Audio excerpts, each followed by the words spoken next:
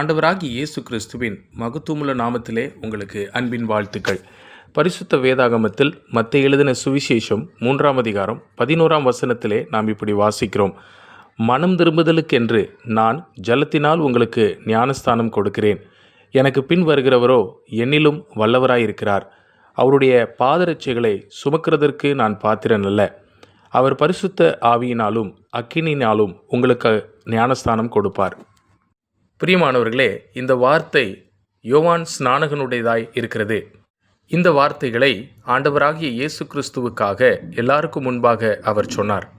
யோவான் ஆண்டவர் இயேசு கிறிஸ்துவுக்கு உறவினராய் இருந்தான்.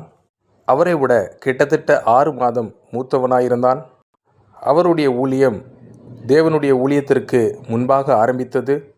இன்னும் அவரை குறித்து சுயமாக ஆண்டவர் இயேசு கிறிஸ்து சொன்னார், ஸ்திரீகளிடத்திலிருந்து பிறந்தவர்களில் யோவானை பார்க்கிலும் மேலானவர் ஒருவரும் இல்லை.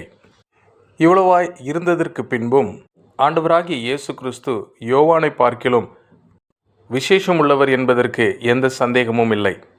இதற்கு அநேக காரணம் உண்டு. முதலாவது, யோவான் தூதனாயிருக்கிறான்.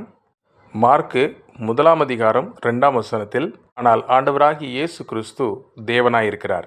இரண்டாவது, யோவான் செய்தியை கொண்டு வருகிறவனாயிருக்கிறான். மல்கியா 3:1, ஆனால் ஆண்டவர் இயேசு கிறிஸ்து சுயமாக அந்த செய்தியாயிருக்கிறார். மூன்றாவது, யோவான் சத்தமாயிருக்கிறார். ஆண்டவர் இயேசு கிறிஸ்து வார்த்தையாயிருக்கிறார். நான்காவது, யோவான் அனுப்பப்பட்டார். யோவான் 5ஆம் அதிகாரம் 28ஆம் வசனம், ஆண்டவர் இயேசு கிறிஸ்து அனுப்புகிறவராயிருக்கிறார். ஐந்தாவது, யோவான் மணவாளனின் நண்பனாயிருக்கிறார். யோவான் 3ஆம் அதிகாரம் 29ஆம் வசனத்தில் ஆண்டவர் இயேசு கிறிஸ்து மணவாளனாயிருக்கிறார். ஆறாவது, யோவான் விளக்காயிருக்கிறார். ஆண்டவராகிய இயேசு கிறிஸ்து உலகத்திற்கு ஒளியாயிருக்கிறார். ஏழாவது, யோவான் வழியை ஆயத்தப்படுத்தக்கூடியவனாயிருந்தார். ஆண்டவராகிய இயேசு கிறிஸ்துவோ சுயமாக அந்த வழியாயிருக்கிறார்.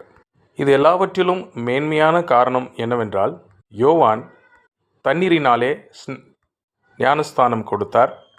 ஆனால் ஆண்டவராகிய இயேசு கிறிஸ்து பரிசுத்த ஆவி இன்னும் அக்னியினாலே ஞானஸ்தானம் கொடுக்க இருக்கிறார். பிரியமானவர்களே, இந்த யோவான் இஸ்ரவேல் ஜனங்களுக்காக மட்டுமே அந்த வழியை ஆயத்தப்படுத்தினார். ஆனால் யோவானை பார்க்கிலும் மேன்மை உள்ளவராக அவர் இருக்கிறார். அவர் கல்வாரி சிலுவையிலே தம் ஜீவனை கொடுத்து தம்முடைய சரீரத்தின் மூலமாக ஒரு புதிய வழியை உண்டாக்கினார். அந்த வழியை உலகத்தில் உள்ள எல்லோருக்காக உண்டாக்கினார். நாமும் அந்த வழியிலே நடப்போமா? நாமும் இந்த வல்லமையுள்ள தேவனுக்கு நம்மளுடைய ஜீவியத்தை சமர்ப்பணம் செய்வோமா? நாமும் யோவானை போல அவர் வளரவும் நான் குறைவவும் என்று சொல்வோமா? கேட்டுக்கொண்டிருக்கிற அனைவருக்கும் நாங்கள் சொல்லுகிறது என்னவென்றால், யோவானை பார்க்கிலும் மேன்மை உள்ளவராய் இருக்கிற ஆண்டவர் இயேசு கிறிஸ்துவின் மேல் விசுவாசம் வையுங்கள். அவரை அதிகமாய் அறிந்து கொள்ளுங்கள், அவர் யார் என்று.